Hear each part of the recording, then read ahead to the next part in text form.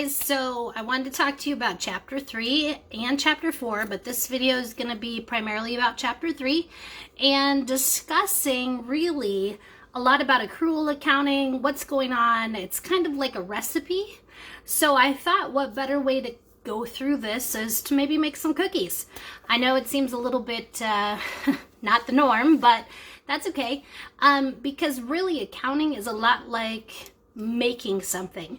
You have all these different elements coming in, and by themselves they're okay or not that great, or you can't really understand it, or it doesn't make sense by itself, kind of like the recipe of cookies. I mean, I wouldn't eat baking soda on my own. I probably wouldn't take a teaspoon of salt and put it in my mouth. I probably wouldn't even do a teaspoon of vanilla. I mean, it's bitter. I mean, it's got a nice flavor, but it's bitter. So the same thing with accounting. You can't really understand all the numbers to understand where they all come from. So we're going to talk about that here, chapter 3. So hang on. Okay, so in accounting, there's a lot of different things that happen in accounting. There's a lot of pieces to the puzzle. There's a lot of ingredients, if you will, which is why I have the cookie ingredients here on my counter. Now, one thing I want to point out, obviously with cookies, you need the instructions. I tend to be an old-fashioned person that just sticks to the Nestle Toll House cookie idea, but you know, it's got all the ingredients. It has how to do it, how to make it. The same is held true in accounting. In accounting, you have all of the ingredients there, and they give you directions. You have GAAP, Generally Accepted Accounting Principles. You have FASB, IASB, GASB, all these accounting standard boards, AICPA. There's, you know, the SEC. There's all kinds of rules and regulations that guide accounting and how to and how not to. So let's talk more in just a second. Okay. So we put in some ingredients here for our cookies, and I know that, again, this is really unorthodox, not normal accounting, but I think it's super important that we remember there's a lot of things that go into accounting. So as we're discussing this, if you look in your text and you look at it, there's going to be a lot of different things that are happening. You have revenue coming in from sales of services or products, and then you're also going to have expenses that are going to be coming in because of those sales or those services or those products that you sold. So we have to remember that a key part of accounting is that we're going to match revenue to expenses. So let me give you a perfect example. If I'm on a job and I'm servicing a customer and I'm out there in the field and I get sales of $5,000 and it's for the month of January, I'm going to record those sales in January. I'm not going to record my expenses in February or March, meaning labor, materials, subcontractors. I need to record those in January. It wouldn't make any sense because we want to look at our financials from period to period and, of course, annually. It's important that all of the revenue and expenses end up in the same period. So the matching principle, it's key. Okay, so as you're gathering these ingredients, I'm making cookies.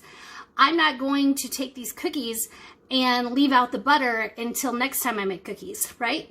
I'm going to put everything in this time because if I don't, then I'm going to be in trouble.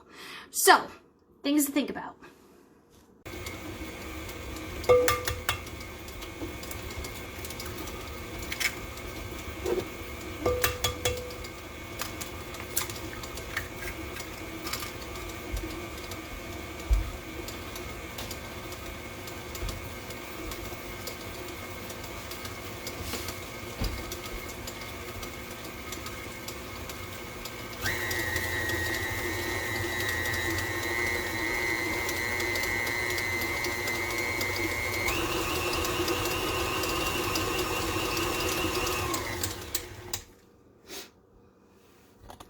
Okay, so back to our book, right? Chapter 3.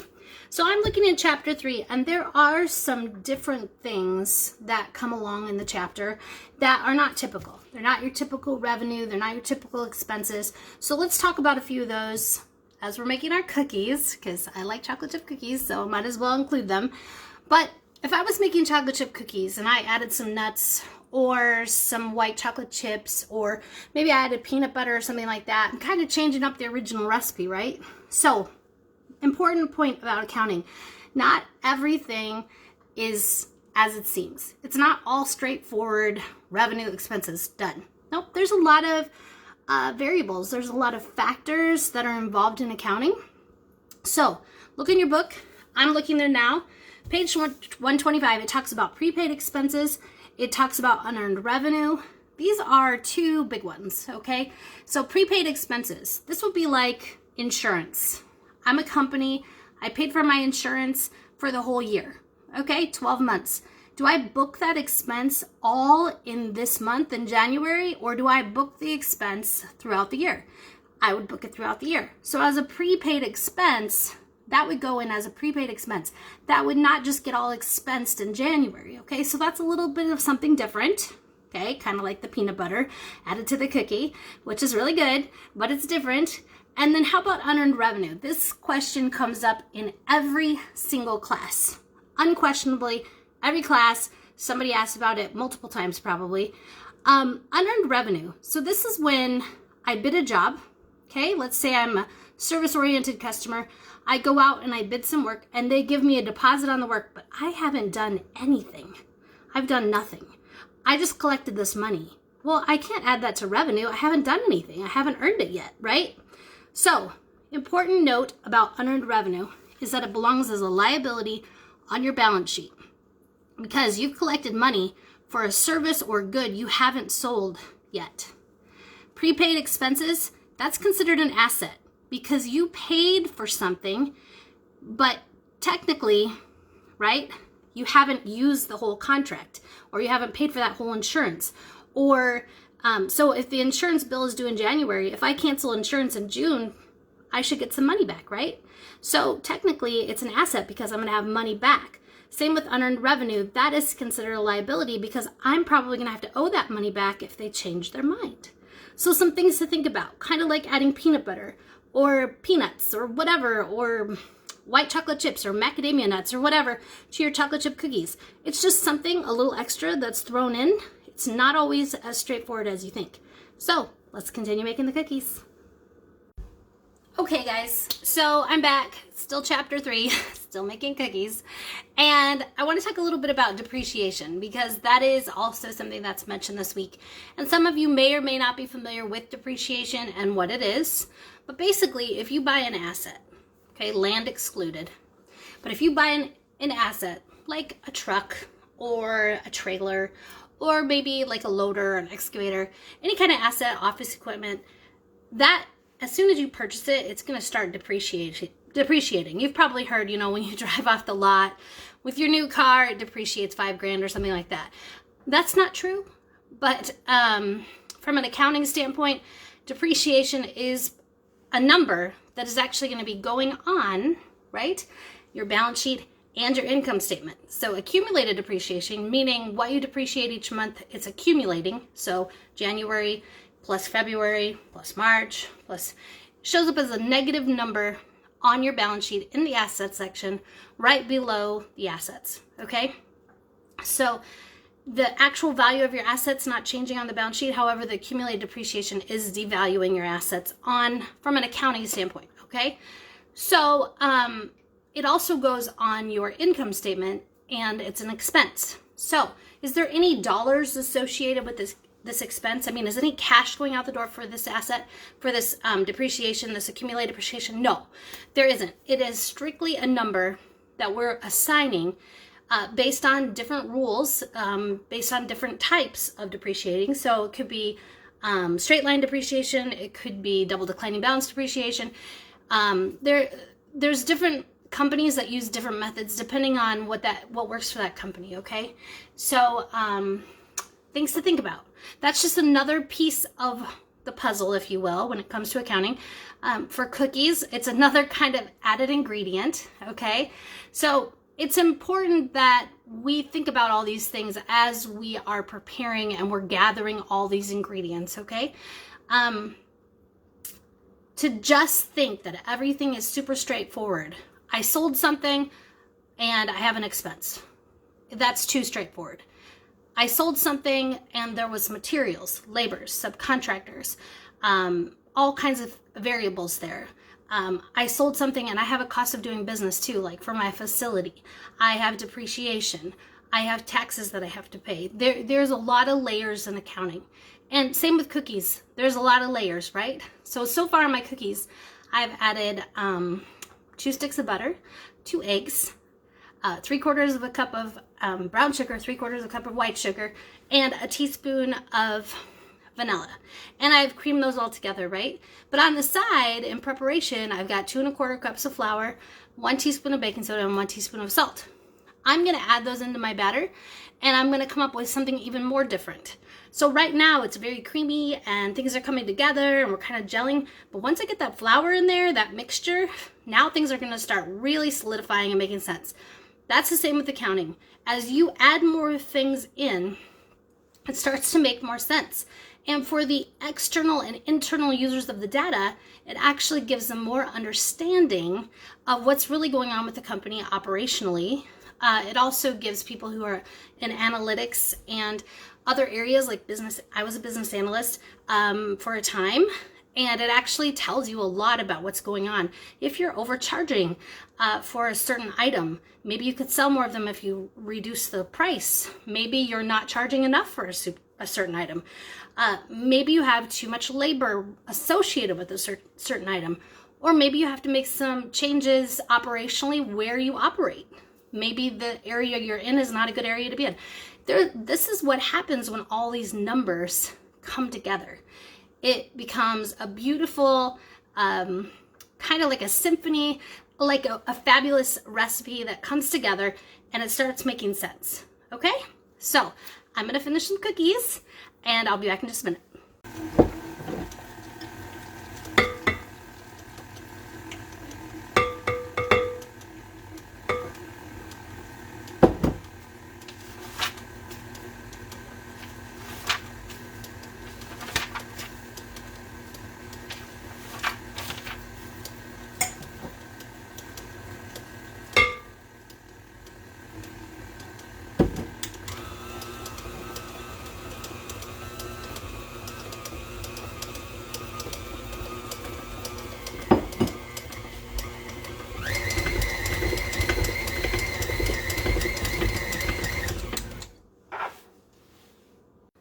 Okay, so we're wrapping up chapter 3. I want to talk a little bit about the different financial statements.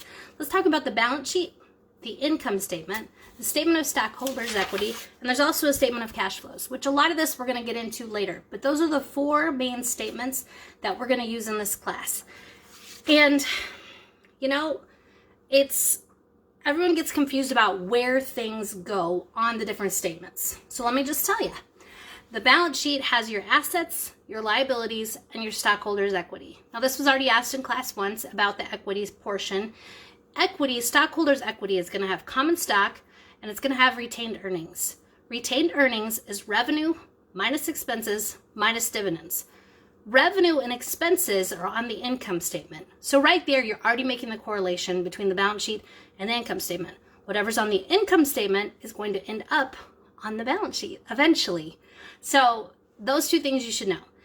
On the statement of stockholders' equity, that's basically the lower section of the balance sheet. And it's basically how you come up with the numbers. So it has beginning balances, has your common stock, it has retained earnings, and then it has your ending balances. It's pretty straightforward statement.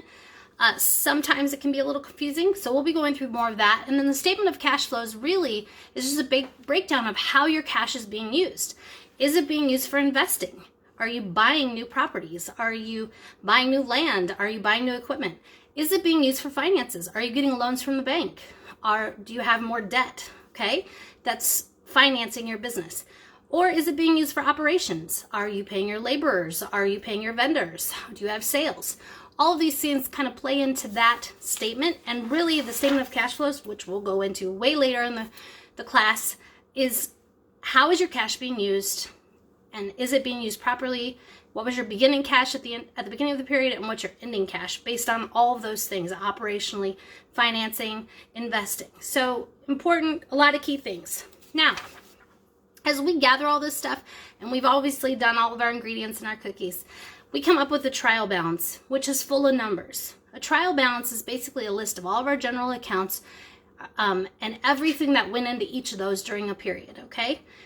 And then from the trial balance, after we have all of our revenue, expenses, our entries for accrued payroll, our entries for depreciation, our entries for prepaid, our entries for unearned revenue, when all these things kind of come in, then we decide if we need to make any adjusted. So we have adjustments, and then we have an adjusted trial balance.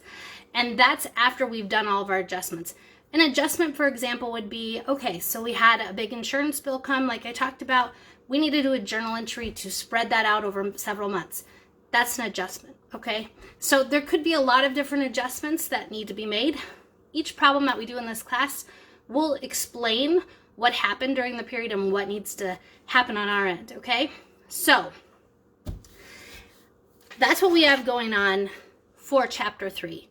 We're analyzing the data. So I went through these cookies, I looked at the ingredients, I looked at the recipe, I analyzed it, okay? Then we're recording. So now I'm taking all of those ingredients, all of that information, and I'm recording what is actually happening, how much of each, okay?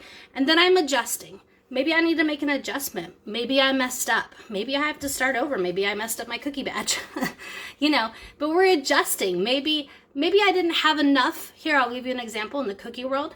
If you have 1 teaspoon of baking soda, but let's say you don't have any baking soda. Well, you can do 4 teaspoons or 4 times as much baking soda and make it baking powder. So I could have 4 teaspoons of baking powder will give me the same effect as 1 teaspoon of baking soda. I think I have that right. I might be wrong. That's an adjustment, right? So then after that, you analyze, you record, you adjust, and then what do? You report it. And that's where we put everything on our balance sheet, our income statement, our statement of stockholders' equity, our statement of cash flows. And in the cookie world, we report it. We're going to add our chocolate chips in, and we're going to bake it. And it's going to be great when it's finished, right? And then we close it out. So that's the process. This is chapter 3. Stay tuned for chapter 4.